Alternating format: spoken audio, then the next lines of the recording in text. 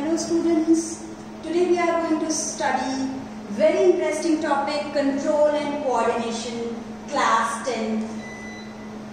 हमेशा ब्रेन का नाम सुनते ही आप डर जाते होंगे, पर बिलीव मी आज हम इस चैप्टर को इस तरीके से पढ़ेंगे कि आज के बाद ये चैप्टर आपको बहुत ही इंटरेस्टिंग और इजी लगेगा। क्या कर रहा है ये बॉय? He is running. कितनी फास्ट रन कर रहा है। इसकी आंखें अपने टारगेट को, अपने डेस्टिनेशन को देख रही हैं। देख रहा है सामने कुछ है तो नहीं, कहाँ रोड, कहाँ तक जाना है। आंखों से मैसेज इसके ब्रेन तक जा रहा है। ब्रेन से वो इंफॉर्मेशन इसकी मसल्स तक आ रही है और फिर ये एक्ट कर रहा है। कितने कोऑर्डिनेटेड वे में ये सारी एक्टिविटीज हो रही हैं। आईज, ब्रेन, सारे limbs, four limb, hind limb, सभी की मसल्स में कितना कोऑर्डिनेशन है कि ये वाला हाथ और ये वाला पैर पीछे जा रहा है, ये पैर, ये हाथ आगे जा रहा है, जो हमारे चलने की, मार्च पास की या रनिंग की पोजीशन होती है। बिना सोचे वो बहुत तेजी से इस तरह से जा रहा है, पता भी नहीं उसको कि उसका ब्रेन इतना इम्पोर्टेंट काम कर रहा है, सारे मसल्स का रेगुलेशन कर रहा है, कंट्रोल एंड कोऑर्डिनेशन हो रहा है। हम ऐसे दिन भर सारी एक्टिविटीज कर रहे हैं, मैं बोल रही हूँ, साथ में लिख रही हूँ, सोच रही हूँ, तो सारी एक्टिविटी बोलना, ब्रेन ने सोचा, आंखों ने देखा, मीन सब कुछ ब्रेन, मेरी आईज, मेरे हाथ की मसल्स, मेरा मुंह, सभी कोऑर्डिनेटेड वे में काम कर रहे हैं। एवरी टाइम आपके बॉडी में कंट्रोल एंड कोऑर्डिनेशन चलता रहता है, आपको पता चले या ना चले। किस वजह से होता है ये कंट्रोल एंड कोऑर्डिनेशन? हमारे बॉडी का नर्वस टिश्यू और मस्कुलर टिश्यू इसमें इन्वॉल्व होता है। आप क्लास 9th में पढ़ चुके हो टिश्यू चैप्टर में, नर्वस एंड मस्कुलर टिश्यू। अब हम देखते हैं कि हमारे बॉडी में कुछ सेंस ऑर्गन्स होते हैं और उन सेंस ऑर्गन्स की टिप पे, उन सेंस ऑर्गन्स में कुछ रिसेप्टर्स प्रेजेंट होते हैं। इन रिसेप्टर्स में क्या होता है एक्चुअली? नर्व सेल की स्पेशलाइज्ड टिप्स होती हैं जो बाहर से इंफॉर्मेशन को रिसीव करते हैं। तो ये जो सारी इंफॉर्मेशन है हमारे एनवायरमेंट की, वो नर्व सेल्स की स्पेशलाइज्ड टिप्स रिसीव करती हैं, जिन्हें हम कहते हैं रिसेप्टर्स। और ये रिसेप्टर्स कहाँ होते हैं? ये होते हैं हमारे 5 सेंस ऑर्गन्स में। आप बहुत अच्छे से जानते हो 5 सेंस ऑर्गन, बचपन से पढ़ते आ रहे हो। Eyes, ear, nose, tongue and skin. Eye to see, ear to hear, nose smell, tongue taste के लिए एंड स्किन टच के लिए। अब इनमें खास तरीके के रिसेप्टर्स होते हैं देखने के लिए। आईज में जो रिसेप्टर्स हैं, they are photo receptors. Photo means light. Ear में होते हैं फोनो रिसेप्टर्स, सुनने के लिए। स्पेशल बात है, this you have to remember, कि नोज में जो रिसेप्टर्स हैं वो ऑल्फैक्टरी रिसेप्टर हैं, स्मेल करने के लिए। और टंग में जो रिसेप्टर हैं, they are gustatory receptors. You have to remember these two names. Nose में है ऑल्फैक्टरी एंड टंग में गस्टेटरी। नोज में ऑल्फैक्टरी रिसेप्टर एंड टंग में गस्टेटरी रिसेप्टर है। बहुत इंपॉर्टेंट है, ये पूछा जाता है। अब आपके ब्रेन में बहुत सारे नर्व सेल्स या न्यूरॉन्स हैं। वैसे आप इमेजिन नहीं कर पाते होंगे ब्रेन में कैसे न्यूरॉन्स कितने होते हैं, कहाँ होते हैं। So nice picture. आप बहुत अच्छे से देख सकते हो, समझ सकते हो कि हमारे ब्रेन में कितने ढेर सारे न्यूरॉन्स या नर्व सेल्स होती हैं। अब हम इस नर्व सेल का स्ट्रक्चर डिटेल में पढ़ेंगे। तो ये है हमारी नर्व सेल। आपने इस स्ट्रक्चर, सेल नाम सुनते तो आपके दिमाग में ये स्ट्रक्चर आती है, nucleus, cytoplasm, cell membrane, cytoplasm, ये आप सोचते हो सेल है। तो ये कैसी सेल है? ये हमारी नर्व सेल या न्यूरॉन है। नर्व सेल या न्यूरॉन इस तरीके की स्ट्रक्चर होती है।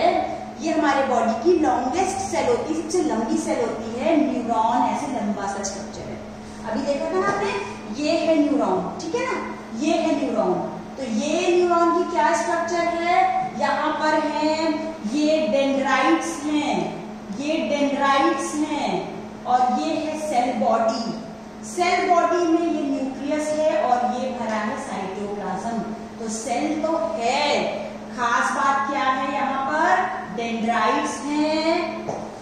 सेल बॉडी तो नॉर्मल चीज है, और उसके अलावा यहाँ पर ये एक्सॉन है, लंबा सा फिलामेंट एक्सॉन। तो क्या मेन पार्ट्स हैं एक नर्व सेल में, dendrites, cell body, axon, dendrites, cell body, axon, this is representing our nerve cell. अब हम देखते हैं कि इस न्यूरॉन में नर्व इंपल्स कैसे चलती है। व्हाट हैपेंस, अभी हमने क्या बात की कि रिसेप्टर्स पे इन नर्व सेल की टिप्स होती हैं। तो ये बाहर के एनवायरनमेंट से इंफॉर्मेशन कौन रिसीव करता है, सबसे पहले ये डेंड्राइट्स रिसीव करते हैं बाहर से इंफॉर्मेशन को। रिसीव करके ये डेंड्राइट्स इंफॉर्मेशन को रिसीव करके किसे दे देते हैं, सेल बॉडी को। तो इस सेल बॉडी में ये इंफॉर्मेशन कैसे जाती है, वैसे ही जाती है जैसे आपकी इलेक्ट्रिसिटी रन करती है, आप स्विच ऑन करते हो, लाइट ऑन हो जाती है। सो क्विक, सो फास्ट, आपने स्विच ऑन किया, इलेक्ट्रिकल इंपल्स पहुंचा और आपकी लाइट ऑन हो गई। तो सिमिलरली यहाँ से जो इंफॉर्मेशन आई है वो इलेक्ट्रिकल इंपल्स के फॉर्म में हमारे सेल बॉडी में ट्रांसफर हो जाएगी, और फिर एक्सॉन के अलॉन्ग भी वो इलेक्ट्रिकल इंपल्स के फॉर्म में आगे जाएगी। तो सेल बॉडी और एक्सॉन के अलॉन्ग इंफॉर्मेशन इलेक्ट्रिकल इंपल्स के फॉर्म में ट्रैवल करती है। Very important thing, electrical impulse के फॉर्म में ट्रैवल कहाँ करती है, सेल बॉडी और एक्सॉन में। वायर से लाइट पहुंच गई, व्हाट विल हैपन अगर कोई वायर टूटा हुआ है, यहाँ पे आके तो वायर खत्म हो गया, अब यहाँ से अगला वायर शुरू हुआ है, कनेक्शन नहीं है इनके बीच में, तो गैप है। व्हाट विल हैपन जब यहाँ से वायर टूटा हुआ है, वहां तो इलेक्ट्रिसिटी रुक जाएगी, बंद हो जाएगी, पर हमारा मैकेनिज्म ऊपर वाले ने और भी ज्यादा एडवांस बनाया है।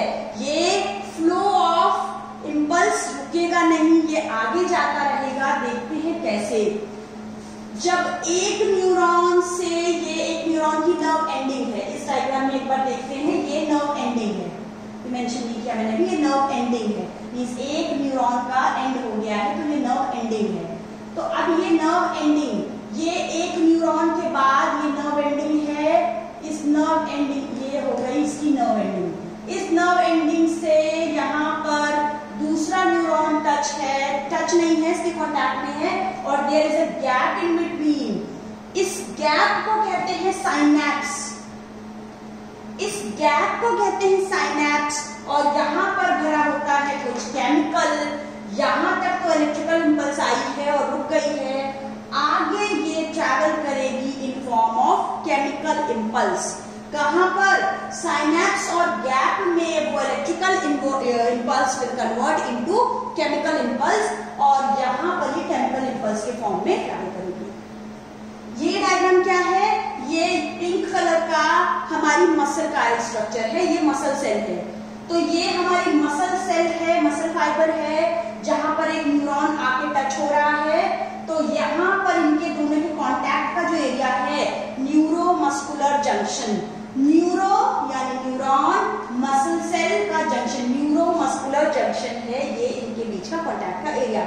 उस डायग्राम को इलैबोरेट, इस डायग्राम को इलैबोरेट किया गया है। यहाँ पर ये न्यूरॉन आ रहा है, नर्व एंडिंग है, यहाँ पर डॉट से कुछ केमिकल दिखाए जा रहे हैं, और इस गैप में ये केमिकल आ जाएगा और आगे इंपल्स ट्रैवल करेगी in form of chemical. Okay, तो नर्व, न्यूरॉन या नर्व सेल के बारे में है ये। अब हम देखते हैं रिफ्लेक्स एक्शन क्या होता है। एक बड़ा इंपॉर्टेंट कंसेप्ट है, आपको पता है दिन में 10 बार होता है आपके साथ, किसी गर्म ऑब्जेक्ट पे या किसी पिन पे आपका हाथ पड़ा, एकदम से आपका हाथ हट गया बिना कुछ सोचे समझे। व्हाट विल हैपन, अगर आप सोचोगे तो क्या होगा, आप सोचोगे ये गर्म है तो जल जाएंगे, चलो हटा लेते हैं हाथ। आप इस स्पीड में सोचोगे तब तो आप पूरा जल जाओगे। तो आपको ऐसे भी बॉडी में कुछ सिस्टम भगवान ने बना के दिए हैं जहां पर क्विक रेस्पॉन्स होता है, सडन एक्शन होता है बिना ब्रेन के इन्वॉल्वमेंट के। अच्छा, हम सभी के ब्रेन की भी थिंकिंग पावर अलग अलग है, कोई फास्ट सोचता है और कोई स्लो है। तो बिना ब्रेन के इन्वॉल्वमेंट के भी हम कुछ एक्शंस करते हैं, they are called reflex action. What is the role of brain in reflex action? There is no role of brain in reflex action, question पूछा जाता है। एग्जाम्पल क्या है? Pulling of hand back from flame, ये है एक reflex action का example. ऐसे बहुत सारे एग्जाम्पल्स दिन भर होते हैं। हम देखते हैं यहाँ पर होता क्या है। हमारे स्किन पे, हमारे हाथ पे, स्किन पे कुछ रिसेप्टर प्रेजेंट हैं। दे आर द रिसेप्टर्स जो हीट को सेंस कर लेंगे, और वो रेड कलर का ये दिख रहा है यहाँ पर सेंसरी न्यूरॉन। दो नाम है, sensory neuron and motor neuron. Sensory neuron और दूसरा है मोटर। नाम से क्लियर है, सेंसरी कहां से कहां जाएगा? सेंस ऑर्गन टू ब्रेन जाएगा, मोटर ब्रेन टू मसल्स आएगा। ठीक है, सेंसरी न्यूरॉन कहां से कहां जाएगा? सेंस ऑर्गन से जाएगा ब्रेन में, और ब्रेन से जो लाएगा इंफॉर्मेशन, ब्रेन की जगह आप सेंट्रल नर्वस सिस्टम भी बोल सकते हो, क्योंकि यहाँ पर ब्रेन में एक्चुअली स्पाइनल कॉर्ड काम करेगा।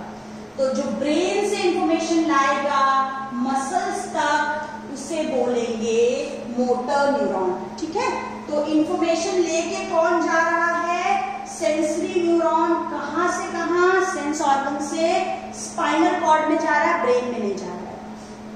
स्पाइनल कॉर्ड तक जाएगा, स्पाइनल कॉर्ड से ये छोटा सा रिले न्यूरॉन, रिले जानते ना, एक से दूसरे में पास ऑन करना, तो रिले न्यूरॉन के थ्रू ये चला आएगा वापस मोटर न्यूरॉन से कहां तक? मसल्स तक। इंफॉर्मेशन ऑर्डर आ गए हैं मसल्स को, इमीडिएटली हाथ हटा लो।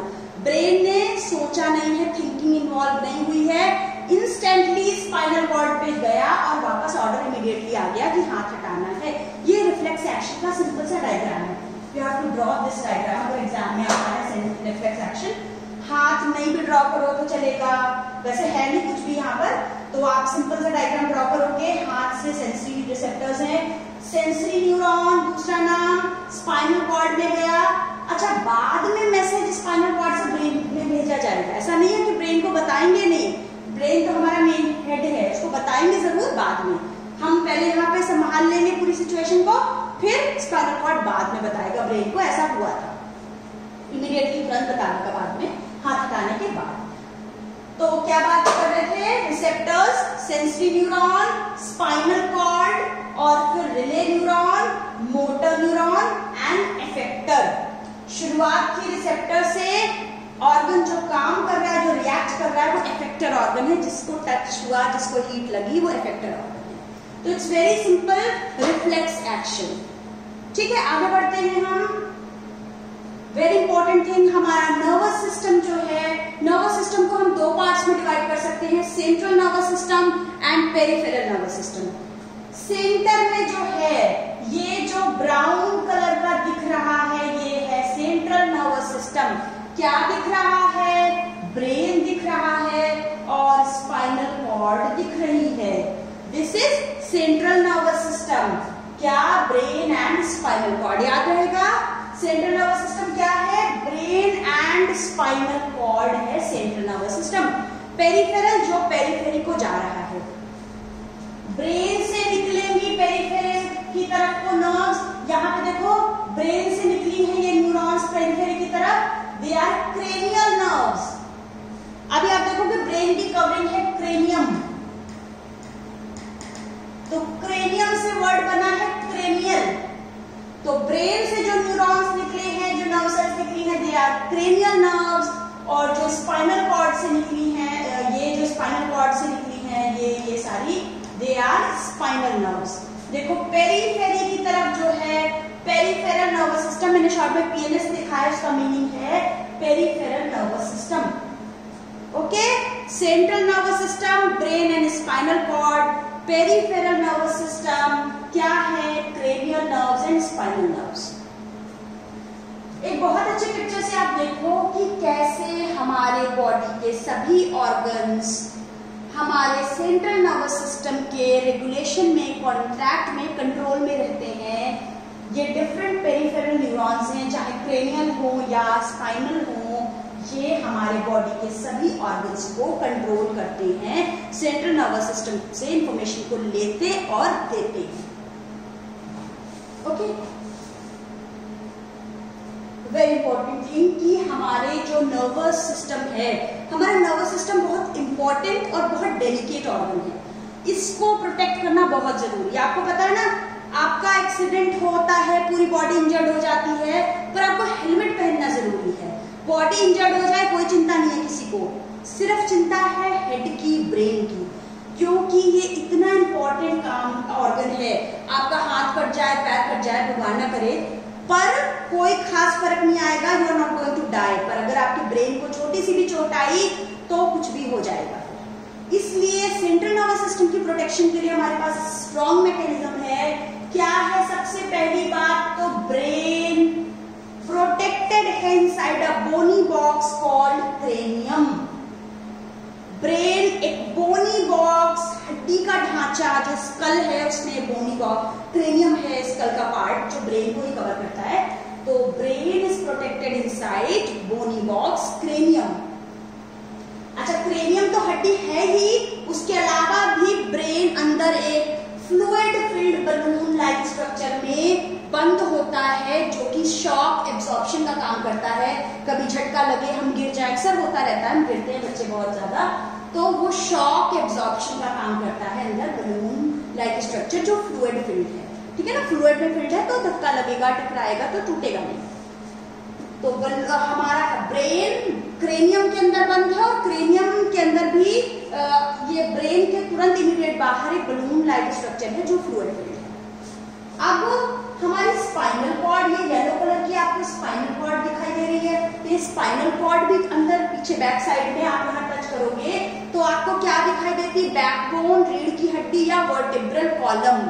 तो जो आपकी वर्टिब्रल कॉलम है, वर्टिब्रल कॉलम की एक हड्डी जानते हो, ऐसे रिंग के जैसी होती है, ऐसे रिंग के जैसी, ऐसे ऐसे करके बहुत सारी वर्टिब्री होती है।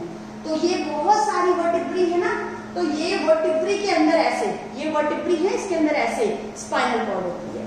तो spinal cord is protected inside vertebral column, backbone और रीढ़ की हड्डी। ठीक है, ये बहुत इंपॉर्टेंट चीज है, बहुत सिंपल है। अब हमारा ह्यूमन ब्रेन की हम बात करते हैं, तो ये एक जनरल सा डायग्राम आप ऐसे ही देख लो। हमारा ब्रेन ऐसा ही दिखता है, बहुत सारे इसमें गायराई और सल्काई होते हैं, बहुत सारे गड्ढे से खांच जैसी स्ट्रक्चर दिखाई देती है। अखरोट को आप ओपन करोगे तो अंदर जो स्ट्रक्चर होती है वैसे ही, अखरोट हमारा क्रेनियम है और अंदर जो स्ट्रक्चर है दो पार्ट्स में, वो हमारा ब्रेन है। ठीक, तो ब्रेन दो पार्ट्स में लेफ्ट और राइट होता है। तो ब्रेन हमारा एक इंपॉर्टेंट ऑर्गन है जहां पर सारी थिंकिंग होती है, ये बहुत कॉम्प्लेक्स मैकेनिज्म होती है और यहाँ पर बहुत सारे न्यूरल कनेक्शंस होते हैं। अब हम देखते हैं कि ब्रेन में क्या होता है। ब्रेन के तीन पार्ट्स होते हैं मेनली, आगे वाला ब्रेन, फोर ब्रेन, बीच में mid brain, fore brain, mid brain and पीछे वाला hind brain. Fore brain, mid brain, hind brain. इससे पहले मैं बता दूं, कभी कभी ब्रेन का डायग्राम पूछते हैं, कभी कभी means you have to draw it, you have to practice it. दूसरी चीज ऐसे पूछते हैं कि ब्रेन के पार्ट्स बताओ और एनी थ्री पार्ट्स के फंक्शंस लिखो। ठीक, name any four parts and right their function, 4-5 maximum parts के फंक्शंस पूछते हैं। Fore brain, mid brain, hind brain. Fore brain में क्या क्या होता है? Cerebrum, thalamus and hypothalamus. Cerebrum, thalamus and hypothalamus. Mid brain का कोई पार्ट नहीं है। हाइंड ब्रेन में तीन पार्ट है, ये हमारा फोर ब्रेन, ये हमारा फोर ब्रेन है, मेन पार्ट है सेरिब्रम। थैलेमस और हाइपोथैलेमस तो छोटा सा होता है, तो ये जितना आपको दिख रहा है ना, ये सारा सेरिब्रम है। सेरिब्रम हमारे ब्रेन का 80% पार्ट होता है। सेरिब्रम पढ़ लेंगे तो सिर्फ सारा हो जाएगा कवर, सिर्फ 20% बचेगा। सेरिब्रम की सबसे पहले बात कर लेते हैं अगर, तो सेरिब्रम हमारा मेन थिंकिंग पार्ट है, यही मेन हमारा पार्ट है which is responsible for intelligence, memory, learning, mental ability, music, sense organs को कंट्रोल करता है। ये हमारा मेन पार्ट है। हम शॉर्ट में लिख रहे हैं थिंकिंग पार्ट है। This is the main thinking part of the brain. ठीक है, जितना भी सोचते हैं, याद रखते हैं, वो सब है बिकॉज ऑफ सेरिब्रम। तो 80% कवर हो गया, बचा है सिर्फ 20%। थैलेमस ऐसे ही अनइम्पोर्टेंट सा एक पार्ट है। थैलेमस में सभी सेंसरी और मोटर न्यूरॉन्स मिलते हैं, तो interconnection of sensory and motor neurons है, खास बात नहीं है। हाइपोथैलेमस का याद रखना function, hypothalamus, H for hypo, तो H फॉर शुरू करो hunger, H for hypo, H for hunger. Thalamus के नीचे हाइपोथैलेमस है स्ट्रक्चर। हाइपोथैलेमस एक ग्लैंड भी होती है, यहाँ से हार्मोन भी रिलीज होता है, ब्रेन का भी पार्ट है। तो H फॉर हंगर, आपको भूख लगी है, आपको पता चलता है क्योंकि ब्रेन से आती है इन्फॉर्मेशन। आपको एपेटाइट है, मींस हंगर है, भूख है। आपका पेट भर गया, हंगर खत्म हो गई, कैसे पता चलता है? खाते जाते कभी तो लगता है ना भर गया पेट, था हाइपोथैलेमस से। भूख के साथ ही जुड़ा हुआ एक चीज है प्यास, थर्स्ट। हंगर के साथ थर्स्ट, खा पी लिया तो स्लीप, खा पी लिया तो थकावट लगी पहले, फटीग, फटीग है थकावट, थकावट लगी सो गए, sleep. Hunger, thirst, fatigue, sleep, sweating, regulation of body temperature, maintaining body temperature. ठीक है, इन चीजों को कंट्रोल करता है हाइपोथैलेमस। क्या है फंक्शन हाइपोथैलेमस का? Hunger, thirst, fatigue, sleep, sweating, body temperature regulation, ये फंक्शन है हाइपोथैलेमस के। सेरिब्रम अच्छे से याद हो गया, हाइपोथैलेमस याद हो गया। ठीक है, तो आगे बात करने के लिए इसको रख करना होगा। हाइंड, मिड ब्रेन और मेडुला, ये mid, M for mid brain और M फॉर मेडुला मिलकर क्या करते हैं? स्कूल में MI रूम होता है ना, medical room. I for involuntary actions. क्या क्या होते हैं इनवॉलेंट्री एक्शंस?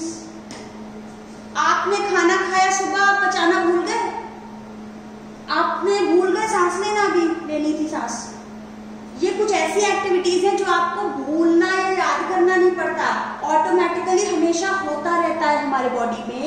ऐसी कुछ इनवॉलेंट्री एक्शंस जैसे ब्लड प्रेशर का रेगुलेशन, जैसे कि टेस्टी खाना देखकर या स्मेल से ही मुंह में पानी आना, लार भले ही ना टपकाओ बाहर पर मुंह में तो पानी आ जाता है इनवॉलेंट्रीली, आपने चाहते नहीं हो पर अपने आप मुंह में पानी आ जाता है। तो ऐसे इनवॉलेंट्री एक्शंस को कंट्रोल करता है medulla along with mid brain. क्या क्या इनवॉलेंट्री एक्शंस? जैसे कि ब्रीदिंग हुआ, रेस्पिरेशन, जैसे डाइजेशन, जैसे ब्लड प्रेशर रेगुलेशन, जैसे सलाइवेशन। ठीक है, अब बहुत इंपॉर्टेंट है सेरिबेलम, ये रब करती हूं मैं, सेरिबेलम, हंगर लिख लेते हैं, याद रहेगा इसमें। सेरिबेलम, सेरिब्रम अलग था, सेरिबेलम अलग है। सेरिब्रम ये पूरा 80% है सेरिब्रम, और सेरिबेलम ये छोटा दिमाग, वो जो नाना पाटेकर वाली मूवी में बोलता है छोटा दिमाग, ये है छोटा दिमाग। सेरिबेलम पीछे वाला, सेरिबेलम। ठीक है, सेरिबेलम का इंपॉर्टेंट फंक्शन है, ये बॉडी बैलेंसिंग या मस्कुलर कोऑर्डिनेशन बनाता है। हम सही से चल पाते हैं, अपनी बॉडी को कोऑर्डिनेट, हमारी हाथ पैर सारा सब कोऑर्डिनेटेड होता है बिकॉज ऑफ सेरिबेलम। तो ये क्या करता है, लिख लेते हैं बॉडी बैलेंसिंग, बॉडी बैलेंसिंग या मस्कुलर कोऑर्डिनेशन भी लिख लेते हैं इसको। तो बॉडी बैलेंसिंग या मस्कुलर कोऑर्डिनेशन, ये ब्रेन का पार्ट है जहां पर ये पूरा ब्रेन इस तरह से गायरा सरकाई बना के आप इस तरह से ये स्ट्रक्चर ऐसे ऐसे करके ड्रॉ करके बनाओगे। सब ये सेरिब्रम है, ये मिड ब्रेन है, यहाँ पर ये हाइपोथैलेमस है, हाइपोथैलेमस से ये लटकी हुई छोटी सी पिट्यूटरी ग्लैंड है, आप ग्लैंड अभी एंडोक्राइन सिस्टम में पढ़ोगे। ये हाइंड ब्रेन है, ये हाइंड ब्रेन का पार्ट है। हाइंड ब्रेन में क्या है? Pons medulla cerebellum, pons medulla cerebellum, और ये है स्पाइनल कॉर्ड, यहां से नीचे तक जाएगी। ठीक है, तो this is all about brain. Next we will study control and coordination in plants and endocrine gland of human beings. Thank you, class.